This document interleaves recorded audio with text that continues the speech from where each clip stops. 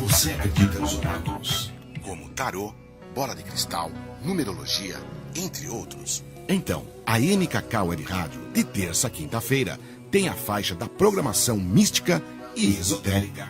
É isso mesmo. Venha participar, fazer as suas perguntas à nossa equipe esotérica ao vivo, pelo fone do ouvinte, 11 3221 9515, WhatsApp 98291 6790, pelo chat, em nossa página ou live no Facebook. Não perca tempo, é gratuito, só aqui na sua MKK Web Rádio. Muito mais rádio, disparado em audiência. MKK Web Rádio. Acesse aos teus ouvidos, entregue-se a essa emoção. Em qualquer momento, lugar e diversão. Deixa boa música te conectar. Consuma com bom gosto a sua MKK. MKK é feita pra você. MKK, o som vem do coração, batendo a todo momento, tocando o que é bom, batendo a todo momento, tocando o que é bom. MKK Web Rádio. A partir de agora, você fica com o programa Visões de uma Paranormal. A apresentação com a paranormal e metafísica Kátia de Gaia. Aqui pela sua MKK Web Rádio. Olá, pessoas! Como vão vocês? Crepúsculo, adoro esse horário, é o horário onde o mistério impera, eu adoro às 18 horas. E esta é uma vibração do meu programa, escolhido para você, para que nós possamos adentrar, não o oculto, e sim o conhecimento, porque o conhecimento ele foi dado para todos aqueles que desejam. Então está aberto o conhecimento a partir deste instante, e eu gosto muito de trazer nos meus programas pessoas que vão colaborar com o seu conhecimento, para o seu autoconhecimento. Então, os primeiros momentos eu dedico às pessoas que se interessam e estão disponíveis para ouvir, tá bom? Então, hoje eu trago uma pessoa bem descolada aqui para vocês. Mas primeiro eu vou dar alguns recadinhos aqui da MKK Web Rádio e nós vamos convidá-los para a nossa feira esotérica da MKK, que é a feira da internética, não é? O dia é 28 de setembro, início às 13 horas. E você pode acompanhar todos os nossos colegas que estarão neste dia colocando aqui o seu trabalho.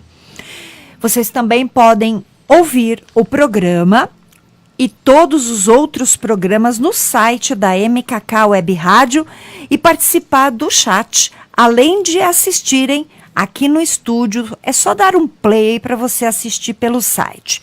Você também pode assistir pelo YouTube, pelo Facebook e pelo Twitter. Gente, não tem como você não assistir o programa, né? Dá licença. Então vamos lá.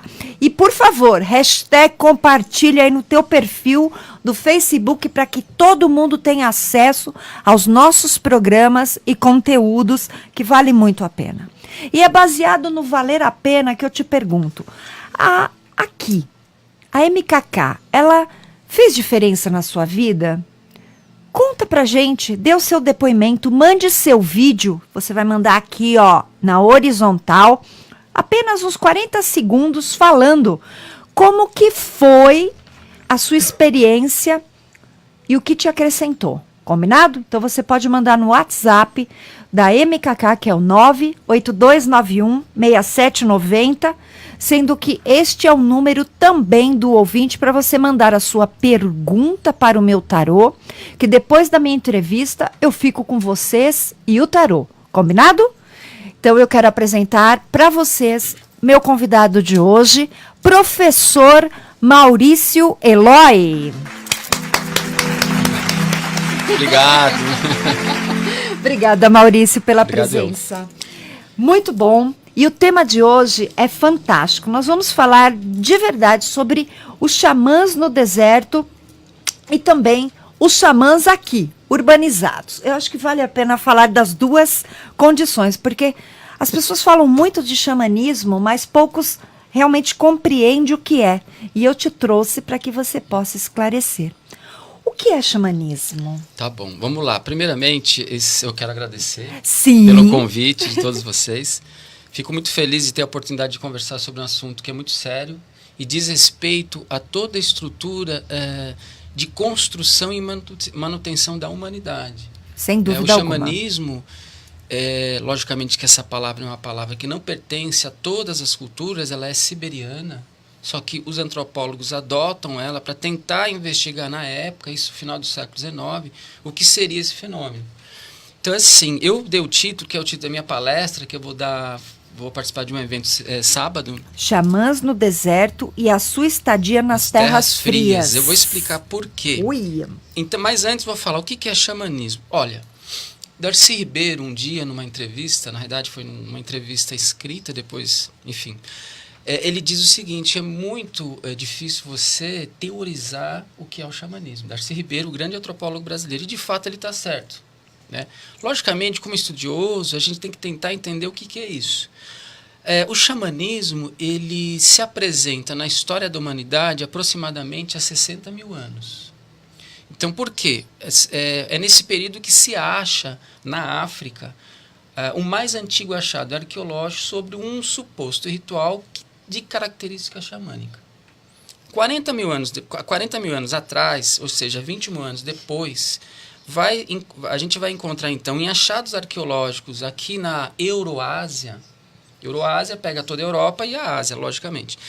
A gente vai achar vários indícios de rituais registrados em pinturas, que a gente chama de grafismo, né, rupestre, seja no Paleolítico. O Paleolítico teve aproximadamente 1 milhão de anos, né? Ele termina com a chegada do Neolítico, que teve aproximadamente 10 mil anos. E nesses dois períodos, a gente vai conhecer, então, através de registros desses grafismos, o xamanismo. Agora, existe um grande enigma na história da humanidade, que é o elo perdido. Verdade. Não é? E o xamanismo, ele pode ter alguma coisa a ver com isso. Então, olha só. Pode ter alguma coisa a ver com isso. Terence McKenna, que foi um grande antropólogo, etnobotânico, falecido no início da década, ele levanta a hipótese que a dieta do uso principalmente de cogumelo pode ter proporcionado um impulso de evolução cerebral e física no Homo sapiens. A psilocibina, então, ela tem esse atrativo? Nós usamos cogumelo há 1 milhão de anos. Olha só. O registro mais antigo que nós temos do uso de cogumelo, porque o cogumelo é um fungo. E você tem aqui, né, o Pão dos Deuses. Nossa, esse é o livro que todos, né, que curtem aí o cogumelo. Esse é um título em português. Sim. Que é interessante quando ele usa a palavra pão, logicamente para fazer uma referência ao sincretismo que foi feito através do judaísmo e do cristianismo. Mas, enfim, para definir a sua pergunta, para fechar, sim, xamanismo, ao meu ver, nos meus estudos, para a gente entender aos olhos acadêmicos, ou de uma forma muito mais simples, seria uma linguagem. Uma linguagem sofisticada, invisível, mais antiga que nós temos, que os seres humanos desenvolveu. Que fantástico, né? Porque hoje as pessoas procuram o xamanismo com o único intuito de utilizar ervas de poder. Ah, sim, Não é mesmo, Maurício? E a gente está falando com uma pessoa que estuda. Nós estamos falando com um professor de história. Então, ele tem aqui 30 cursos na área de psicologia, filosofia, sociologia, artes, mitologia, antropologia. semiótica e por aí vai. Nós não estamos falando com uma pessoa que não estudou sobre o que está falando. E fora estudar, ele é praticante. Isso não é mesmo? E eu quero que você me fale, porque hoje a gente ouve muitas pessoas falarem, eu sou xamã. Verdade. Mas o que é ser xamã? Tá. É o seguinte, hoje nós vivemos numa sociedade tecnocrata, mecanicista, não que a tecnologia ela não possa nos dar algumas vantagens. Lógico que ela dá muitas vantagens. E ela nos propicia várias questões importantes na nossa sociedade. Sem dúvida. Só que assim, se a gente pegar os estudos feitos pelo Jeremy Narby, que escreve um livro fabuloso chamado A Serpente Cósmica, que é um antropólogo, e que vai experimentar em ritual a ayahuasca, e ele era cético com relação a toda a estrutura das experiências que os xamãs falavam para ele. Ele achava que aquilo fosse uma coisa do inconsciente. Mas quando ele tem essa experiência, ele certifica que não. Que toda a experiência ligada ao xamanismo, sendo xamã ou não, ela é real. Então, essas substâncias, que eu chamo de psicodélicas, tem vários nomes, enteógeno. Eu só não uso muito a palavra alucinógeno, apesar de, se você pegar na raiz, ela tem um significado muito interessante. Mas a medicina, ela dá um corpo muito negativo para esse significado. Então, eu prefiro usar a palavra psicodélica. Perfeito. Plantas psicodélicas que ou é o que eu psicotrópicas. utilizo também. O que é um xamã? O xamã é um homem ou uma mulher que, de alguma maneira, envolvido em sua cultura, adquiriu ou desenvolveu ou já tem essa propensão de ter habilidades de trafegar por realidades. Se a gente for dar uma definição muito simples, é isso. O que é um xamã? Um homem e uma mulher que tem essa habilidade de trafegar em qualquer realidade que você possa imaginar. Então, um xamã ele pode entrar na veia de uma pessoa e falar, olha, está entupida.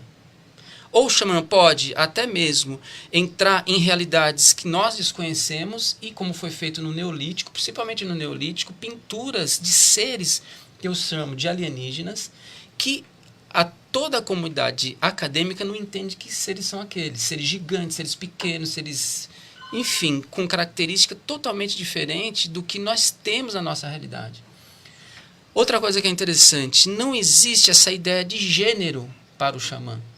Se você chegar para uma xamã mulher ou para um xamã homem, qual o seu sexo? Ela fala assim, não, ou ele, nós somos xamãs. Isso não enquadra na nossa questão nesse momento. Sim. Tem alguns xamãs ainda na Sibéria. A Sibéria, a gente pode falar que é o lugar mais antigo até hoje que se pratica o xamanismo, onde homens casados com mulheres se travestem de mulheres e casam com espíritos machos e têm filhos num plano X. Isso está registrado pelos antropólogos e eles falam isso. Então, assim, logicamente, em termos acadêmicos, é muito difícil a gente entender o que é essa realidade. Verdade mesmo. Eu tive a oportunidade de conhecer um xamã siberiano num evento. E realmente, quando ele fez um trabalho conosco, muito diferente, Maurício. Diferente de tudo que eu já vi dentro do que se pratica. E a temática era outra, a absorção foi outra, e fez uma grande diferença. Olha que bacana. Claro que, né, tem toda aquela dificuldade da linguagem, mas mesmo assim você sente. E é bem incrível mesmo. Sabe o que é interessante? Para a gente entender mesmo. Sim. Por exemplo, eu fui pesquisar a palavra xamã. Na verdade, eu fui pesquisar pesquisadores que já conseguiram identificar o que seria esse significado. Nós não temos uma tradução. Ela é muito parecida com a palavra tal. Tal você não consegue traduzir. Né? Ela significa assim, ela pode dar um significado que muitos falam como um caminho. A palavra xamã, baseada em várias pesquisas, até mesmo na própria língua tungus dos siberianos, que é um povo mais antigo do mundo, entre os mais antigos vivos, né? E também no sânscrito você chega a uma definição muito interessante. Aí justifica as pinturas nas cavernas. Xamã significa, na sua semântica ali de raiz, aquele que vê no escuro. Ou aquele que faz no escuro, que aí já é a minha pesquisa.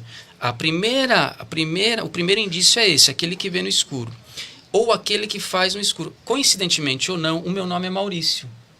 Maurício não se enquadraria para a minha pessoa, para o meu físico, para a minha cor de pele. Porque Maurício vem da palavra Mouro. Mauro é diminutivo de Maurício. Maurício significa homem de pele escura ou aquele que vê no escuro. O Olha mesmo só. significado da palavra xamã, dos siberianos. Fantástico. E para fechar, se vocês pegarem todos os xamãs, quase todos tampam os olhos. Nas culturas indígenas brasileiras, eles ficam dentro das ocas ou eles fecham os olhos. No siberiano, eles colocam uma espécie de uma cortininha. Sim. Então, a maioria deles, de fato, tem uma relação com a escuridão. Né? Nós devemos também tomar cuidado de não procurar dar um sentido sempre pejorativo, negativo, reducionista sobre a escuridão. Porque o universo é escuro. Sem dúvida. E a luz sai de né? onde, Kátia? Da escuridão. O nenenzinho está dentro da barriga da mãe, lá escurinho. Depois vem para a luz. Sim. E é na escuridão que você se conhece, né? Nos períodos mais escuros. E onde surgiu, então, o xamanismo? Lá na Sibéria? Na realidade, assim, é difícil a gente definir onde surgiu. Em termos arqueológicos, foi na África. Na África. Isso vai fazer 1 ano atrás. É mesmo? Faz 1 ano atrás, mais ou menos. Eu até adquiri o livro que rapidamente foi traduzido em português, ainda bem. Onde eles descobriram um ritual sofisticado de características xamânicas. Olha na só. África. Então, esse E por período... qual tribo? Tem É ideia? difícil definir. É porque, como é 60 mil anos atrás, Sim. a única coisa que a gente sabe que era Homo sapiens, porque não existiram Neandertais na África. Os Neandertais só existiram no Médio Oriente e na Europa. Os Neandertais seriam um primo nosso. Nós somos descendentes de uma espécie chamada Heidelbergensis, que deu origem aos Neandertais há mais ou menos 400 mil anos. Nós temos 200 mil anos. E por algum motivo, eu também defendo até um pouco, talvez tenha a ver um pouco com o xamanismo, nós conseguimos sobressair diante dos Neandertais, acredito eu, somando várias coisas, através do xamanismo, porque tudo indica que os Neandertais não praticavam xamanismo. Ou não tinham envolvimento com o xamanismo. E que região? Da África? É entre a África Central. Entre a África Central. Mas assim, o mais importante por isso que chama os xamãs no deserto. Você tem toda a referência ali. Verdade. E suas estadias nas terras frias. Porque a gente sai do período de um território tropical, que é a África, por algum motivo, talvez a gente não consiga explicar em questões racionais, ele vai para o frio. Ele vai para as montanhas, ele vai para a Sibéria. O escuro. Ele vai para o escuro e ele vai... Eu já tive visões fabulosas quando era adolescente sobre isso. Eu estou até mais para frente pensando em escrever essas visões. Por favor. E é uma emoção. Quando eu vi pela primeira vez a caverna de Lascaux, eu tive um insight. Eu falei, gente, eu vivi ali. É uma coisa, o corpo treme, você sente coisas interessantíssimas. E nós fomos então para as terras frias e ali aconteceu toda uma gama de sofisticados rituais. Por exemplo, só para a gente ilustrar, a caverna de Chavô, a caverna de Altamira, a caverna de Xavi e outras cavernas que são cavernas seladas. Elas eram seladas de propósito, Kátia. Se você fizer um mapeamento no solo, no chão das cavernas, você vai ver uma quantidade bem mínima de pegadas. Eles chegaram à seguinte conclusão: no máximo 2 pessoas entravam ali. Mas eles garantem que uma certeza que faziam tudo aquilo sozinho, sem luz. Não existe indício de tochas e nem de fogueiras. Eles morreriam, porque a caverna ela fica para baixo. A caverna de Lascaux, só para vocês terem uma ideia, onde fica o fosso que tem um homem-pássaro, ela fica, se eu não me engano, a 20 metros ou mais para baixo da terra. Nossa. Você não tem como acender nada Não. lá. Agora, as pessoas me perguntam, assim, nas palestras, e aí, como que o xamã fazia aquelas pinturas no escuro? O próprio significado da palavra, do nome xamã, já dá a resposta. E você aprende a desenvolver seus dons e habilidades, seja diante daquela realidade. E eu acho que o escuro você enxerga a luz, né? É muito mais, eu tenho certeza absoluta disso. Que bacana. E vamos lá. Você sabe que eu sou uma pessoa que eu amo há pouco tempo, eu comecei as minhas experiências psicodélicas, né? E as substâncias psicodélicas, os enteógenos, ou ainda as plantas psicoativas, elas trazem esse desenvolvimento. Mas fala pra gente o que são e como elas contribuem. Bom, nós, só para entender, não são só os seres humanos que usam substâncias psicodélicas. Opa. Você tem animais, você tem plantas que usam, você tem insetos que usam. Tá ali, né? Não é só animais. Não é só o ser humano. Vamos falar assim que toda a gama de seres viventes, elas usam essas substâncias por algum motivo. A natureza, a fauna, a flora, eles estão o tempo todo com a natureza, né? Então, assim, o mistério, essa palavra mistério, no sentido de entender esse mistério, ela está envolvendo toda a natureza. E quando eu falo natureza, não é fauna e flora apenas. São as realidades que a gente não tem acesso nesse cotidiano ordinário. Isso também é natureza. Quando a gente vai para os filósofos, principalmente os filósofos medievais, eles mostram essa definição para a gente de natureza. E o nosso erro é distanciar desse mistério, desses mistérios, dessa natureza. Tanto é que se você pegar a literatura do Rei Arthur, o Mago Merlin, ele vivia numa floresta escura.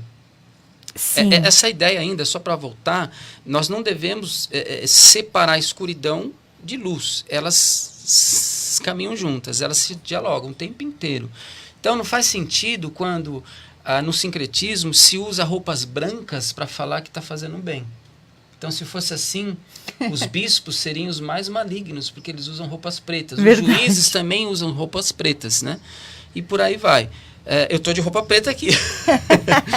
Eu também. Então, assim, essas substâncias, ela está inserida na nossa cultura. Existe um livro que eu esqueci de trazer, que é escrito por uma especialista em pré-história.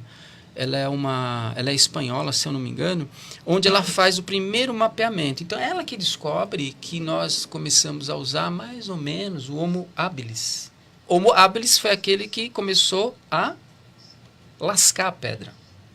Quando surge a pedra polida no Neolítico, aí a coisa muda, porque vai logo em seguida surgir a agricultura. Tudo ligado ao xamanismo. Então, assim, as substâncias, elas são importantes. Quando chega aos anos 60, principalmente, os Estados Unidos faz uma campanha, o governo americano, de proibição total, porque ele percebeu que isso poderia não ser muito bom para o sistema. Então, proíbe-se. Então, tudo que é substância vai ser igualado como droga. Então, a cocaína e a heroína, de fato, são drogas ilícitas e que causam problemas gravíssimos, e entre outras drogas. Só que eles vão colocar nesse bojo ayahuasca, peiote, cogumelo e por aí vai. Isso é um grande erro. Né? Hoje nós temos aí no Brasil um grande centro de estudo de psicodélicos, que é encabeçado pelo Siddhartha Ribeiro, um grande neurocientista, onde ele apresenta vários textos acadêmicos provando que, por exemplo, a ayahuasca ela não provoca nenhum tipo de aceleração, né? Recentemente ele até escreveu um artigo para uma revista que várias páginas, né? Qual foi a revista mesmo? A Galileu. E ele mostra pra gente, toda a palestra que ele faz, eu procuro fazer isso também, mostrar os artigos. Claro! Né? Porque senão parece que é só opinião, mas não é. Logicamente, né, Kátia, a ciência, ela não é a mandatária de tudo, mas ela é importante. Sim, porque passa por vários filtros até atestar aquilo. Uma coisa que eu sempre falo, gente, não tem como, a ciência consegue provar pra gente, através de medição neurológica, que o cérebro, quando alguém está usando algum tipo de substância, ele muda de velocidade. Isso é fato. Só que a ciência, o laboratório, não consegue, em hipótese nenhuma, mostrar para o mundo a realidade que essas pessoas vivem no seu interior. Não consegue. Então, se alguém define que é uma experiência só do divino, ela está errada.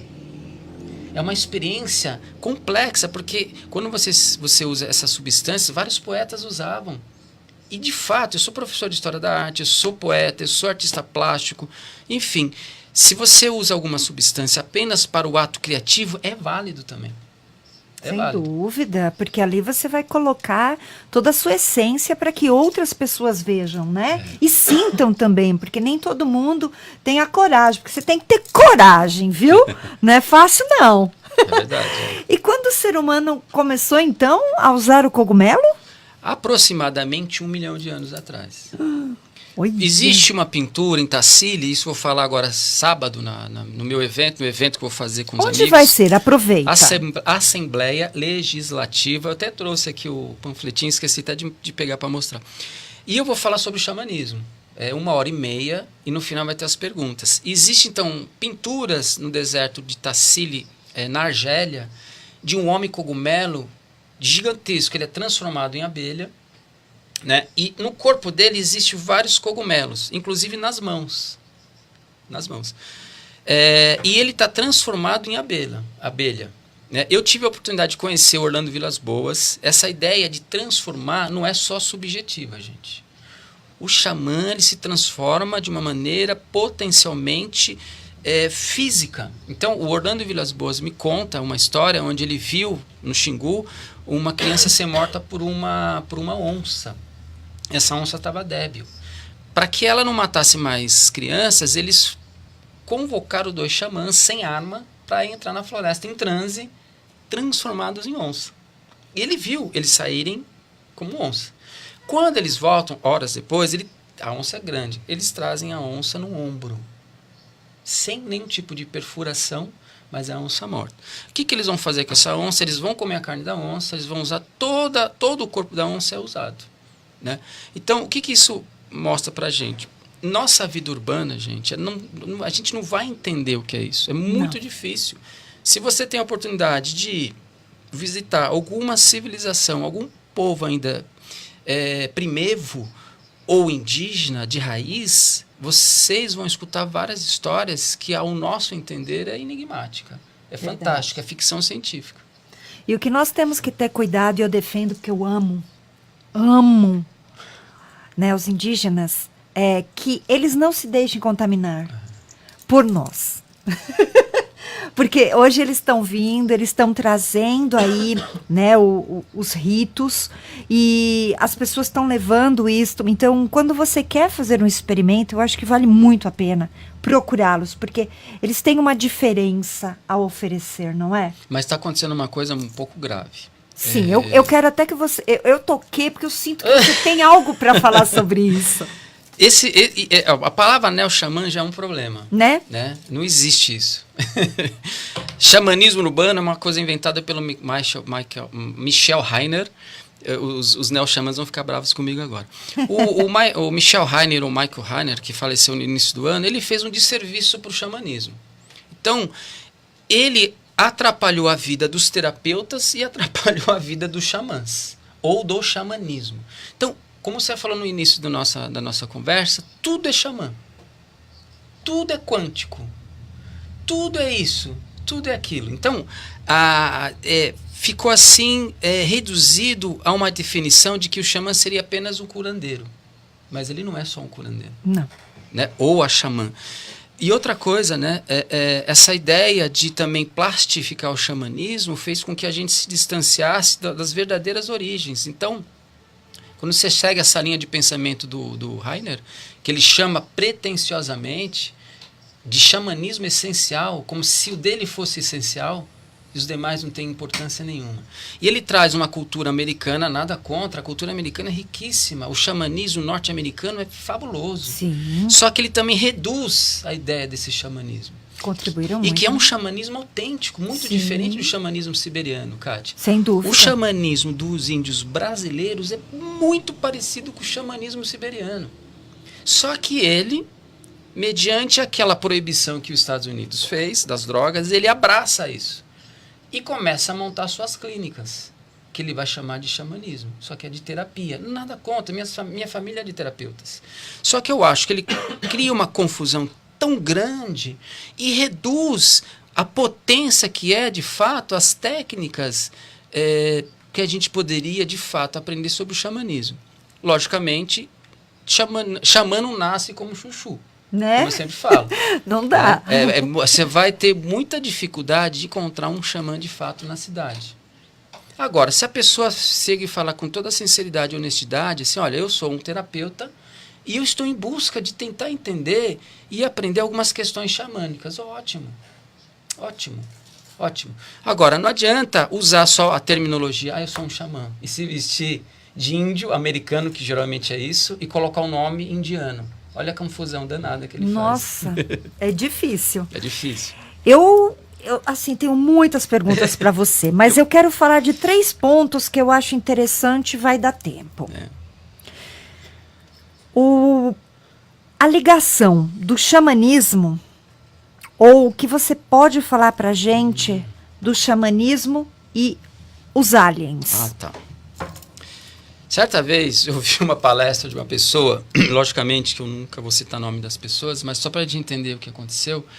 E eu vi uma palestra online onde a pessoa se colocava como um extraterrestre xamã. Nossa. Mas como é possível? Não é possível. Senhor! E o pior... que é isso? Não, e o pior... Desculpa, né? Eu não sei quem é, pra mim tá tranquilo rir, não né? Não precisa nem citar, não é Vamos nem respeitar, nem mas... vem o caso. O que vem o caso é que é um desserviço. Ah, com certeza. Que causa uma confusão tremenda. Gente, o xamanismo, ele é uma estrutura desenvolvida pela espécie humana chamada, aparentemente, até agora, o Homo sapiens. Pode ser que outras espécimes humanas tenham desenvolvido e a gente aprimorou. Por que eu falo isso? Há aproximadamente 60 mil anos, existiam 5 espécies de humanos vivendo na Terra. Não era só a gente. Tinha mais 4. Eles sucumbiram. Nós ficamos. Será que é o xamanismo que ajudou também? Pode ser. Agora, essa ideia recorrente nas mídias, de que, nas redes sociais principalmente, de que os aliens, no passado remoto, nos ensinou o xamanismo, é pura historinha. Quando você estuda na profundidade, na história, mesmo na feitiçaria, porque o xamã ele é um feiticeiro, e se vocês pesquisarem a palavra na origem feiticeiro, vocês vão entender por que ele é um feiticeiro. Tanto que na palestra que eu vou dar de novo no sábado, eu vou mostrar o mais antigo registro de um feiticeiro travestido de touro, de bode e de leão. Enfim, essa afirmativa de que os aliens nos ensinaram o xamanismo causa uma confusão tremenda, Kátia. Não, foram nós seres humanos. Eu uso o xamanismo, como o xamanismo ele é um sistema invisível, para tentar entender um fenômeno que é invisível também, que é as abduções. E eu uso questões não só acadêmicas também, mas também de outra ordem. Já que ele é algo invisível, tem que ir para outra ordem. Senão, como Sim. que eu vou tentar descobrir uma coisa que é inacessível a nós? Agora, uma coisa que eu percebi através de depoimentos sérios, sinceros, pelo menos aparentemente sinceros, de que os xamãs, independente da intenção que ele tem conosco, ele fica espantado com essa ideia do xamã.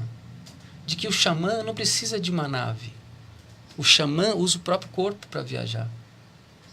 Se você pegar, por exemplo, aquele livro, Os Mistérios de Sírius, do Robert Temple, que é um grande arqueólogo, antropólogo e historiador, e professor de uma grande faculdade nos Estados Unidos, ele mostra para a gente que os Dogons, que existem até hoje, conheciam o Sirius B.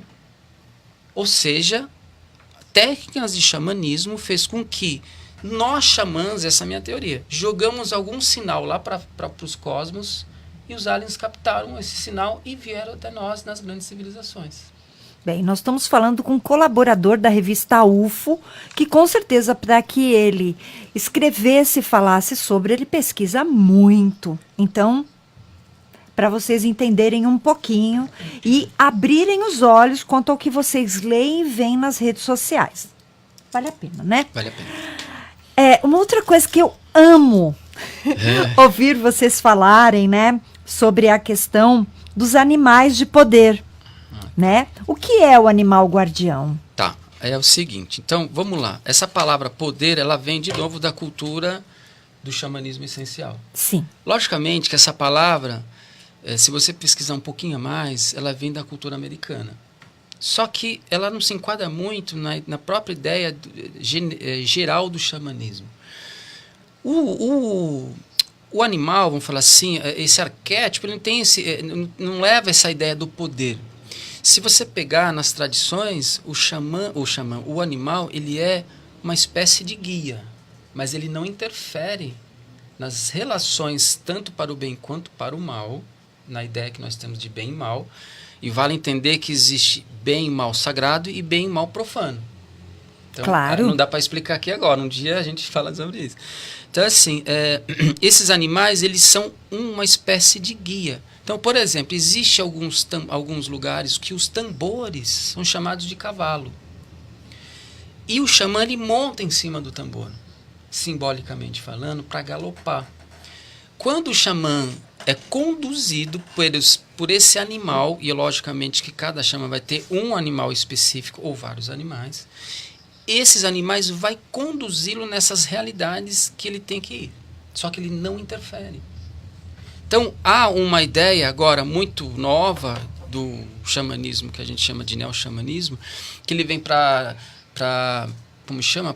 auxiliar, não é bem assim. Ele é um arquétipo.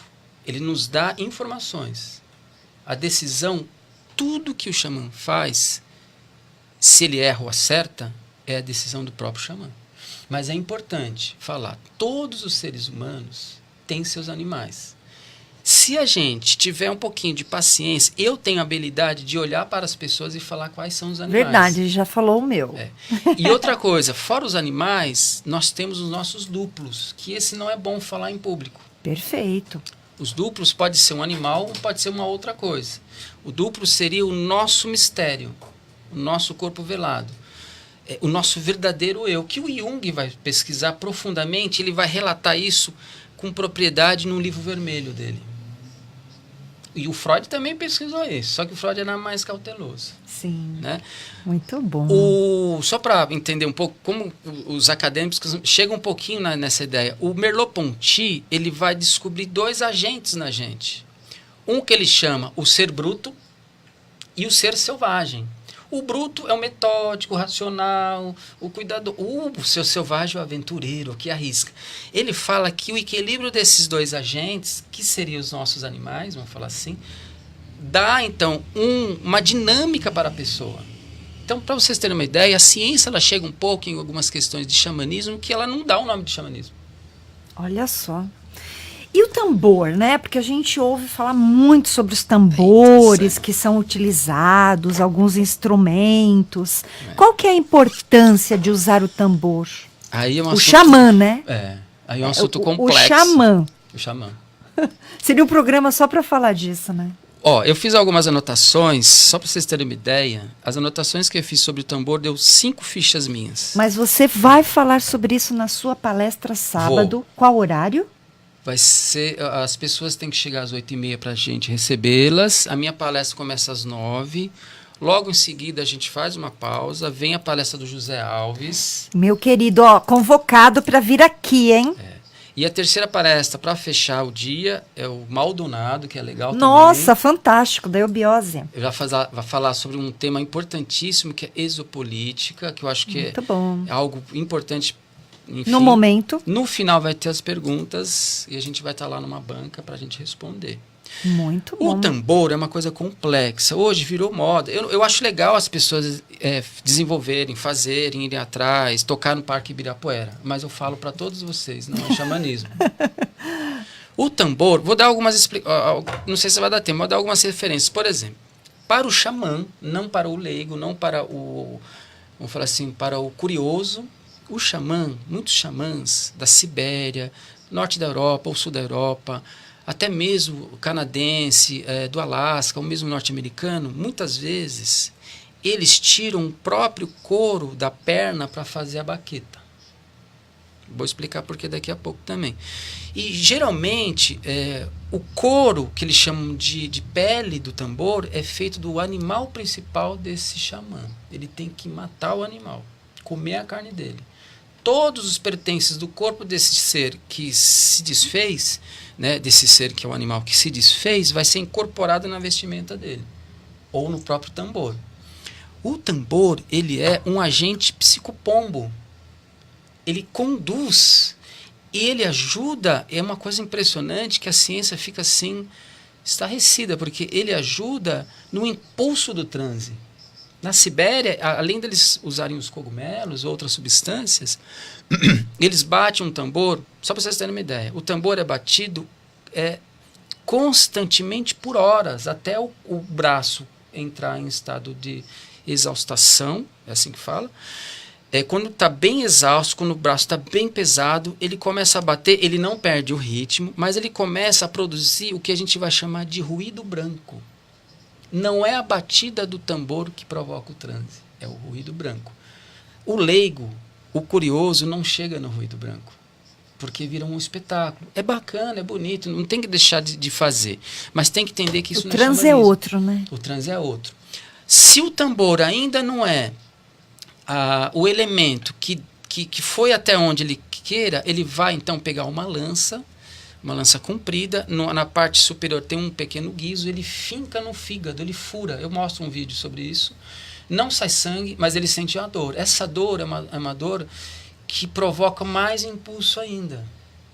Existem mulheres e homens na Sibéria que, mesmo depois do tambor, de tantas horas batendo esse tambor, já em transe profundo, eles comem fogo, eles engolem fogo. Então eles pegam as brasas, sopram as brasas e o fogo entra dentro. E ele provoca um fenômeno biológico dentro do corpo que a ciência não sabe explicar. Que fantástico, então, né? O tambor, hoje eu posso vir um dia só para falar sobre isso. O tambor, ele é um instrumento de extensão do corpo da pessoa. Por exemplo, se a pessoa que é leiga, ela quer fazer um tambor dela, ela pode fazer, mas tem que fazer mesmo. Não adianta ir numa feira, comprar e mandar alguém pintar ou mandar alguém fazer. Ela tem que fazer. Logicamente que ela não vai ter aquela habilidade do xamã, mas alguma coisa ali vai acontecer.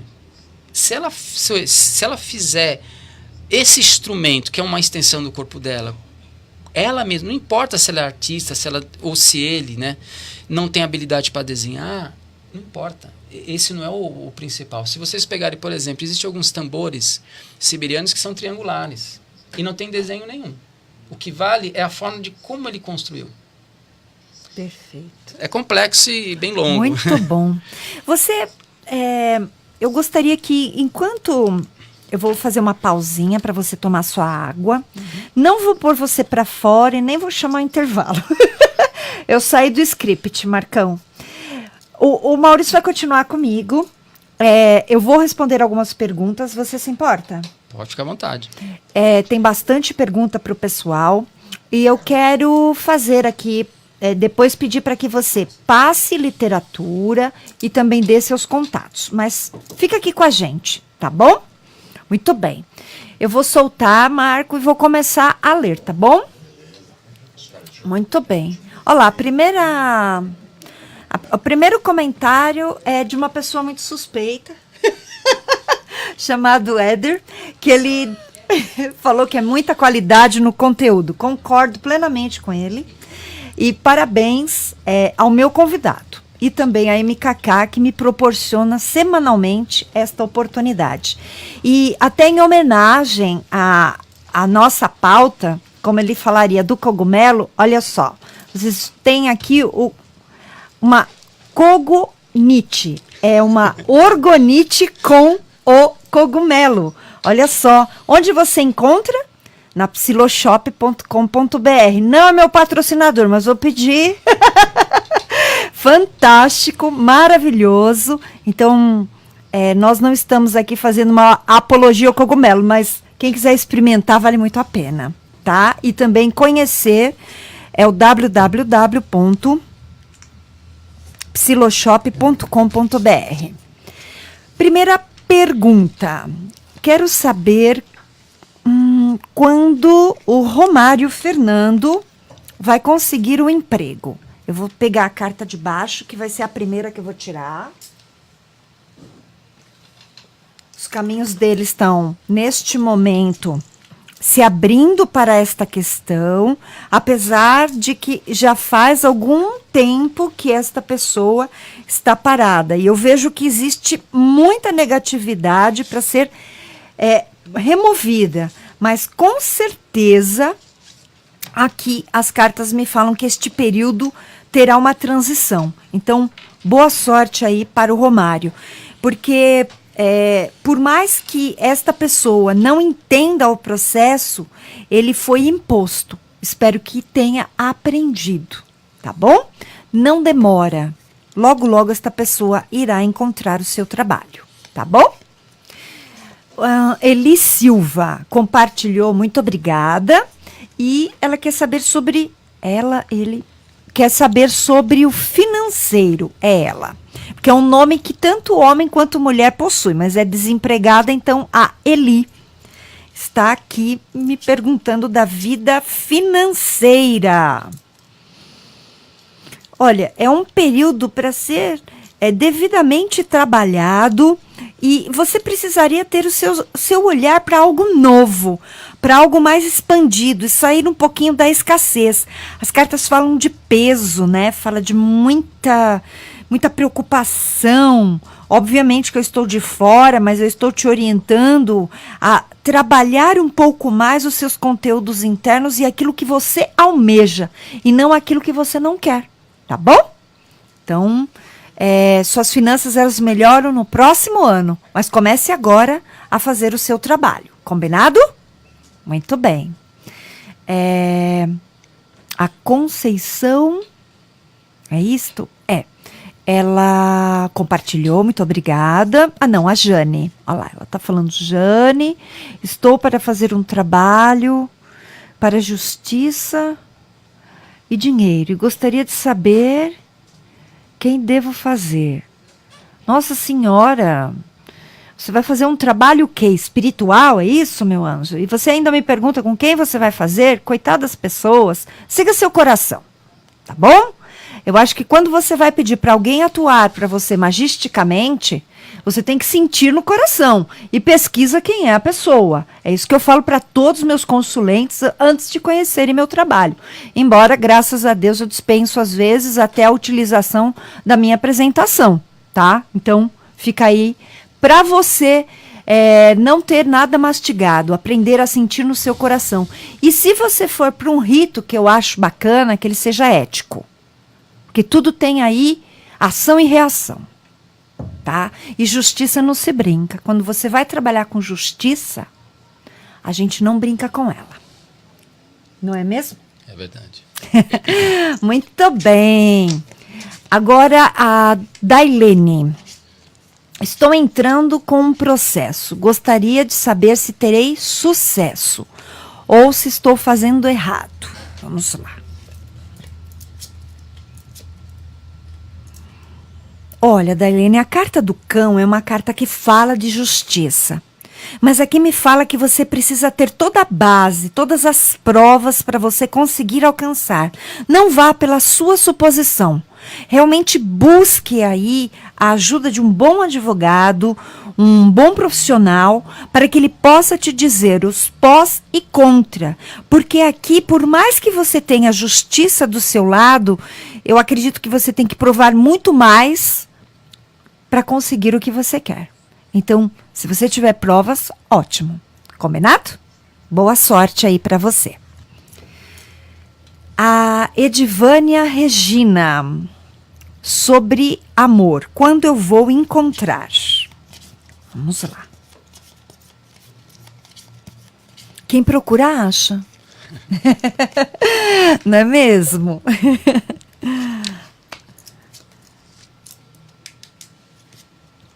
Saiu mais uma, vamos falar de todas. Ela é uma eterna apaixonada, ela deseja demais um relacionamento. Eu vou te falar uma coisa, Edivânia, com toda a propriedade.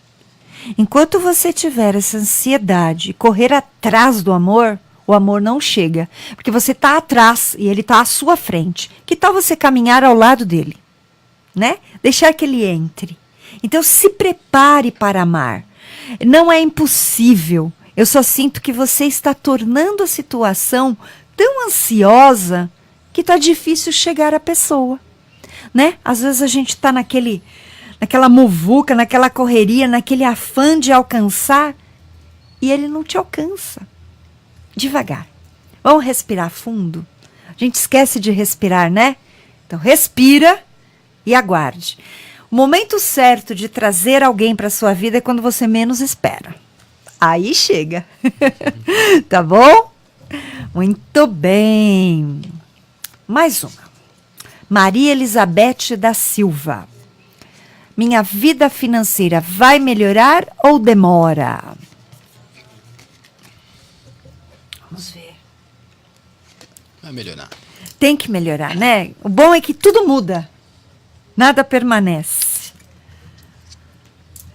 Grande aprendizado aqui neste seu momento. É ato contínuo, é algo ainda que perdura por mais uns meses, mas eu já vejo você alcançar. Então aqui, a partir de 3 meses, as coisas começam a ter uma reação positiva. Mas assim, tem que ter absorvido o conhecimento e o aprendizado, tá bom? De lidar direito com a energia chamada dinheiro. Mentalize e trabalhe em função disto, tá bem? Boa sorte aí para você. Vamos lá. Eu vou responder da Morgana Oliver. Boa noite. Amo vocês da MKK. Muito obrigada. E os convidados. Eu quero saber se o meu amor volta ainda este ano e se vamos nos casar. Aí ela pôs a data. Perfeito. Vamos ver aqui, Morgana. Que nome, hein? Eu amo. Morgana.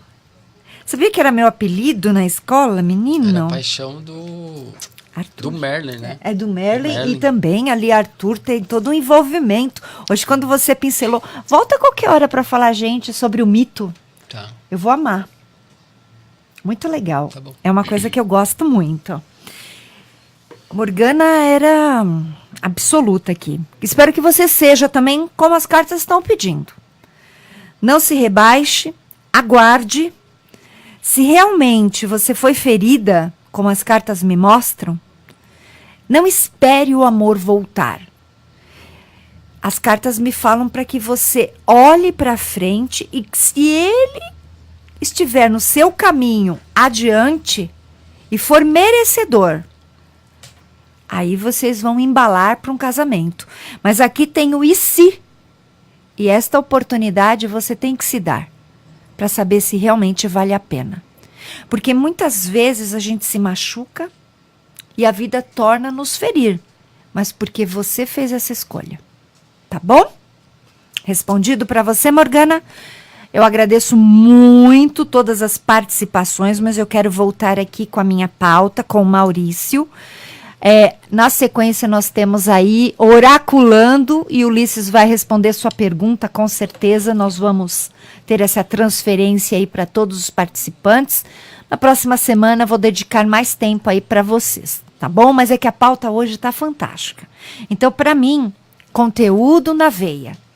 Maurício, por favor, mostre pra gente. Ah, você trouxe o seu panfleto. Vou dar uma divulgadinha. Isso, se por você favor. me permitir. Claro.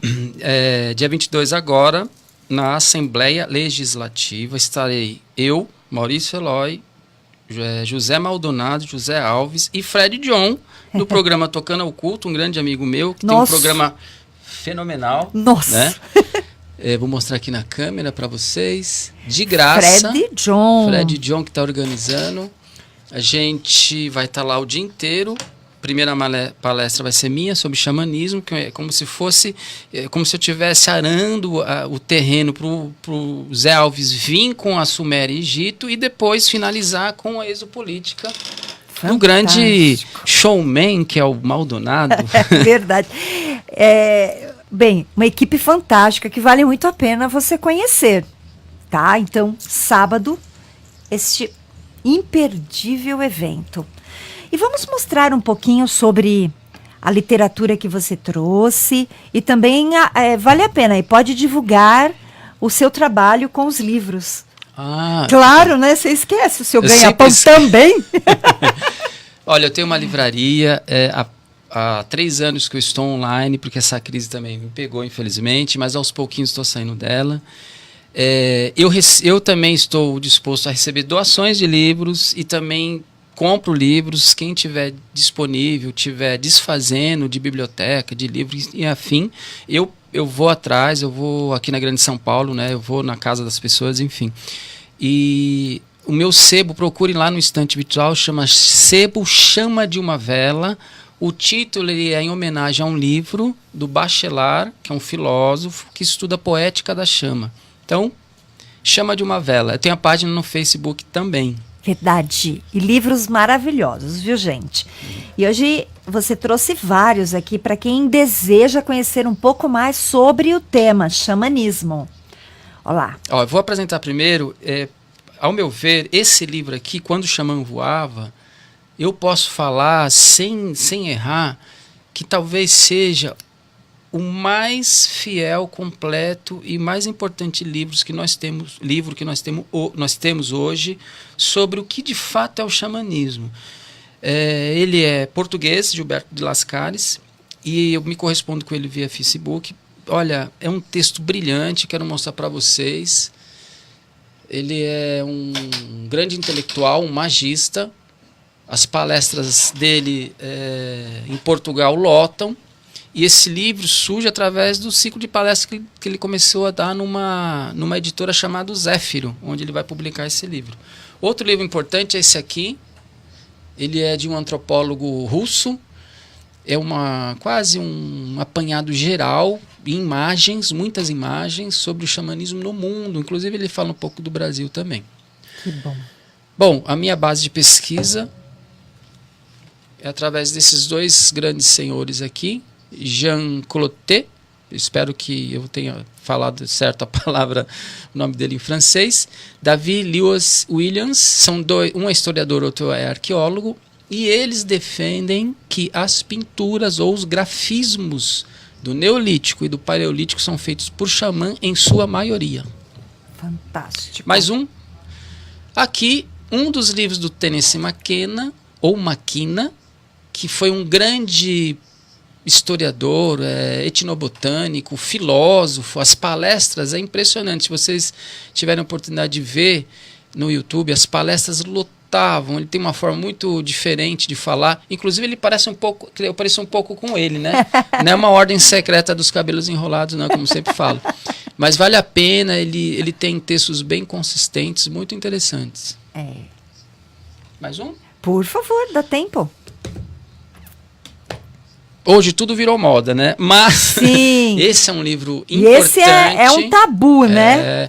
O tantrismo, ele é xamânico. O tantrismo é xamânico. Vocês podem convidar o José Alves, que ele pode dar uma aula histórica, enfim, além de prática, sobre o tantrismo. E ele nos fala com toda certeza que as origens do Tantra é no Egito. Vocês voltarão muitas vezes e você me deu uma dica já. José Alves, olha aí, ó o tema que nós vamos falar aqui. Embora eu amo magia egípcia.